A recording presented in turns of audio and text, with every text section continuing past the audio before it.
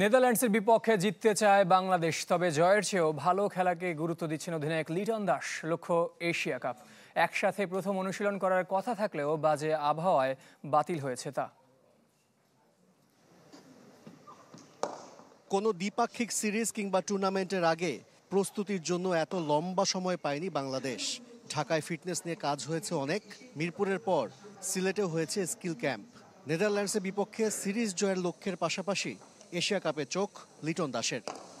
Before Asia cup এটা একটা খুবই ভালো সিরিজ হবে অ্যাজ এ বাংলাদেশ টিমের জন্য, বিকজ অলমোস্ট সিমিলার কন্ডিশনে ওখানে থাকার চান্স বেশি। একটা আইডিয়াল ক্রিকেট ম্যাচের জন্য যেরকম উইকেট হওয়া উচিত আমার মনে হয় এটাই আশা করবো আমরা, এখানে সেটাই পাওয়া যাবে। তবে শঙ্কাও আছে, মহাদেশীয় টুর্নামেন্টের আগে যদি হোঁচট খায় টাইগাররা। দুর্বল দলের বিপক্ষে বহুবার হেরে যাবার ইতিহাস আছে বাংলাদেশের, তাই কাউকে ছোট ভাবতে নারাজ লিটন। এমনকি ডাচদের সাথে হার জিতের চাইতে ভালো ক্রিকেট খেলাকে গুরুত্ব দিচ্ছেন টাইগার অধিনায়ক।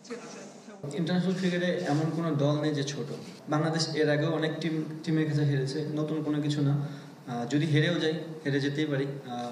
দুইটা দলই খেলতে এসেছে, একটা টিম জিতবে একটা টিম হারবে, বাট আমরা কতটা ক্রিকেট ভালো খেলতে পারতেছি এটা হচ্ছে দেখার বিষয়।